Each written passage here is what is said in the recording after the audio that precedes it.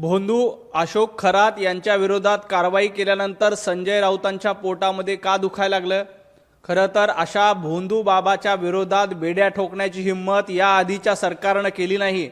2003 पासून या भोंदू बाबाचे कारस्थान होते असा दावा संजय राऊत करतायत। त्याच्यानंतर काँग्रेसचं सरकार येऊन गेलं, महाविकास आघाडीचं सरकार येऊन गेलं, उद्धव ठाकरे स्वतः मुख्यमंत्री होते, तरी या भोंदू बाबावर कारवाई करण्याची हिंमत ना तत्कालीन काँग्रेस सरकारनं दाखवली ना महाविकास आघाडी सरकारनं दाखवली।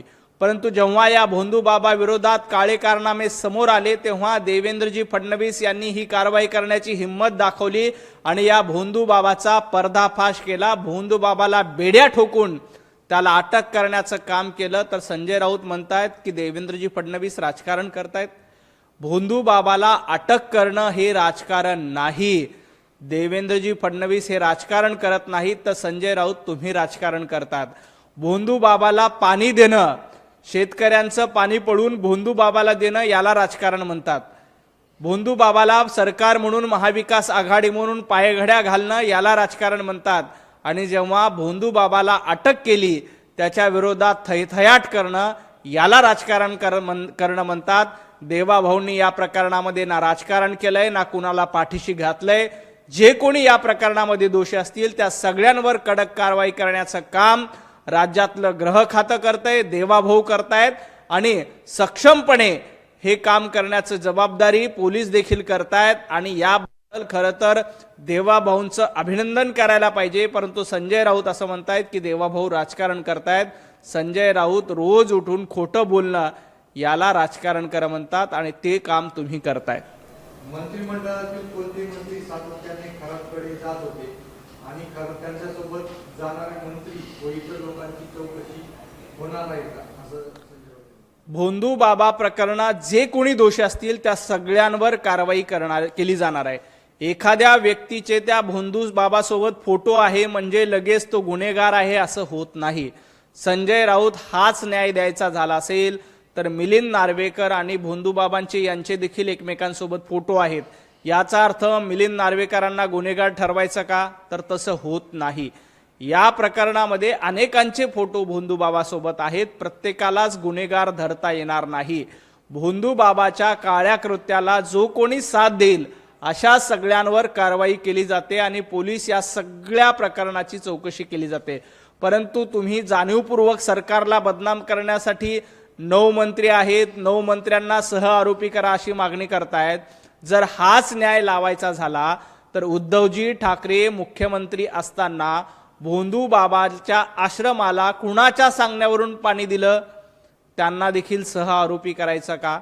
तत्कालीन मुख्यमंत्री उद्धवजी ठाकरे होते, मग त्यांना देखील भोंदू बाबाच्या प्रकरणामध्ये सह आरोपी करायचं का?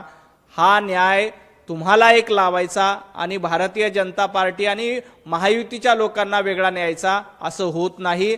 जर का या मंत्रिमंडळातल्या 9 मंत्र्यांविरोधात तुम्ही आक्षेप घेत असाल तर याच न्यायानं उद्धवजी ठाकरे, मिलिंद नार्वेकर यांच्यावरही आक्षेप घ्यावा लागेल। निधी देत नाही म्हणून विरोधी पक्षाचे खासदार व आमदार सरकारवर नाराज आहेत।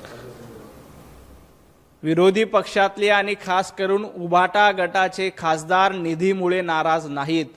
उद्धवजी ठाकरे त्यांना भेट देत नाहीत त्याच्यामुळे नाराज आहेत।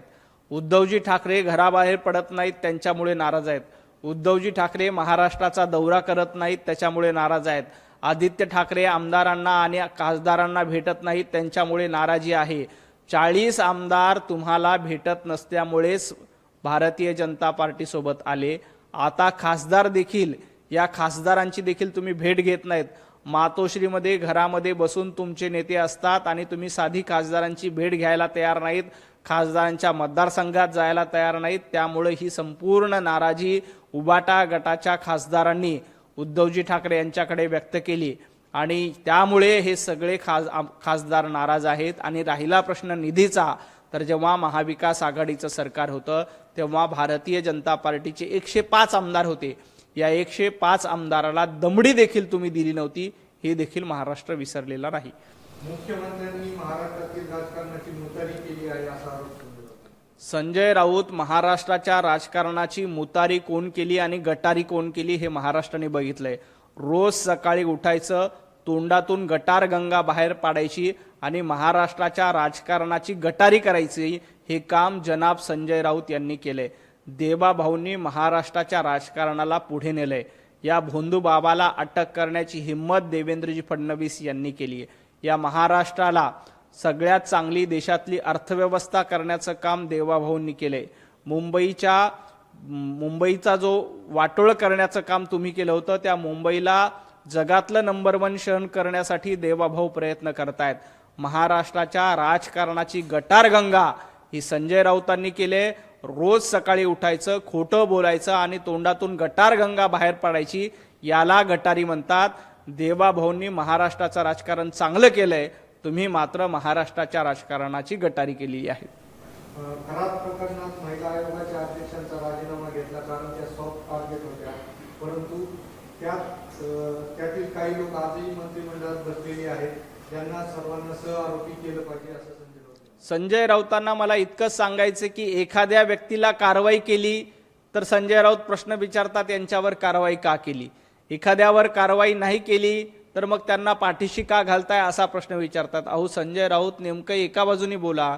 4 दिवसापूर्वी देवेंद्रजी फडणवीस यांचं अभिनंदन तुम्हीच करत होतात की खरात प्रकरणामध्ये कारवाई करण्याची हिम्मत देवेंद्रजी फडणवीस यांनी दाखवली, असं म्हणून तुम्ही त्यांचं 4 दिवसापूर्वी अभिनंदन केलं आणि आता म्हणतायत राजकारण करताय।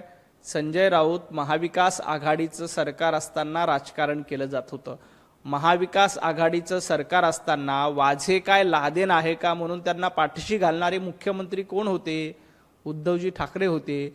एक कार्टून फॉरवर्ड केलं म्हणून डोळा फोडणारे कोण होते? तत्कालीन तुमचे कार्यकर्ते होते। कंगना राणावतचं घर उखाड द्या म्हणणारे कोण होते? संजय राऊत तुम्ही होतात की कंगना राणावतचं घर उखाड द्या अशा पद्धतीची धमकी महाविकास आघाडीच्या काळामध्ये देत होती। आता हे सरकार सर्वसामान्य जनतेचं सरकार आहे।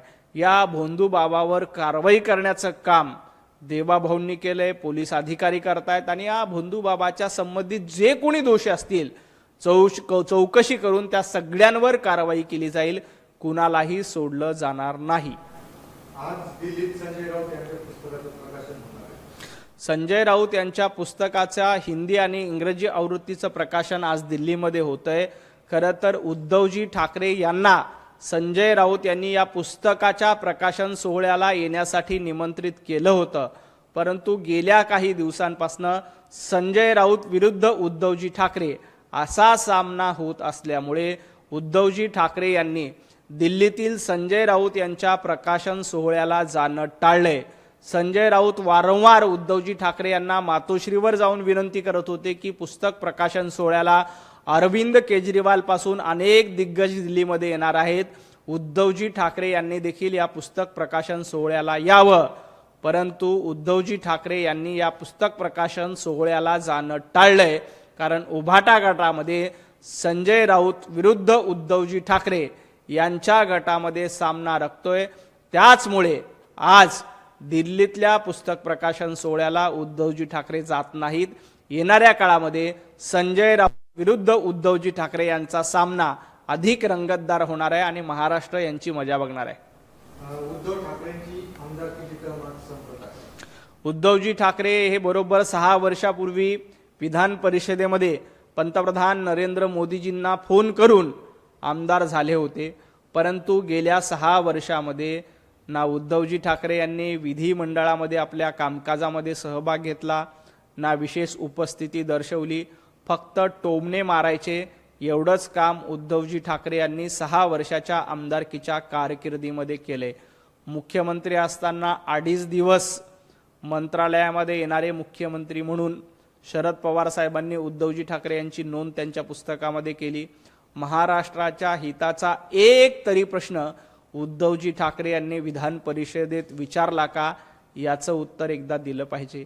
आता त्यांची 6 वर्षाची टर्म संपते।